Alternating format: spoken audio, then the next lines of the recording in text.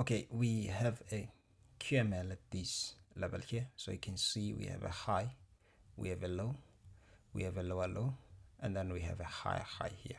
So basically this is a QML structure here, and you can see here how price went down. We have a lot of price imbalance that has been created. But at the same time, as we have discussed previously, that the QML structure is also a breaker structure. So you can see here we have a breaker at this level here, and previously we discussed that for a breaker to be high probability, it needs to have a fair value gap in line with it. Same goes to mitigation block. So you can see this is a breaker in line with the fair value gap. So sometimes it can be in line with the base or an other block somewhere here, but in this case you can see that it's fair value gap here. So definitely this is a high probability breaker that you need to be trading. So as you are trading your breaker, your stop loss, it's not gonna be above this high here. Your stop loss, it's gonna be above this last down close candle. Okay, so this last down candle here, your stop loss, it's gonna be above it, 5 pips above that candle. So that's how you put your stop loss on a breaker. Same goes to a mitigation block. So you can see here, as we have discussed, we have the QML side of it. So this is our QML here. Okay, and then let me just go back. You remember last time we discussed that our breaker, it's responsible for the formation of an FTR. Okay, so after this level here, price get to this level of our breaker, it trades to this level of our breaker. We're gonna call this an FTR. Okay, so an FTR,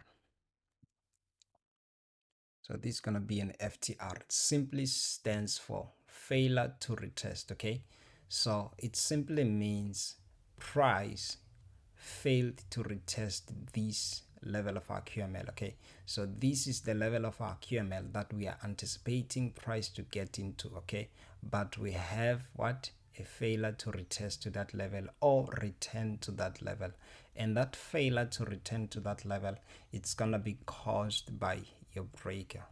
Okay, so this is what I taught. This is what I've taught. It's gonna be caused by your breaker most times. Okay, so a lot of QML traders that are not aware of breaker trading, so they're gonna be victims of waiting for too long for their setup to happen. Okay, so whereas if you have this information here, you can trade here, trade the breaker here, which is responsible for the formation of the FTR. You can trade it here while waiting for your for price to get to this level here. So if you look at this level here, you can see we have a fair value gap here, and then we have a QML here. And then if you look at this candle here, this is what we call an order block. Okay, our last down close candle, our last up candle, I mean, prior to the down move. This is what we call an order block. Okay, so this is the order block here, lining up with the fair value gap and lining up with the QML here. And if you look here, we have these previously violated fair value gap. So you can see this is a fair value gap here. Price came back to that fair value gap, violated that fair value gap. So we also have these previously violated fair value gap, which is what we call a balanced price range. Okay, so price is most likely to get back to it. Let me just pull it and over here so you can see here we have a lot of things lining up here. So basically that's it for this video. I just wanted to show you how everything can come together if you know how to use it.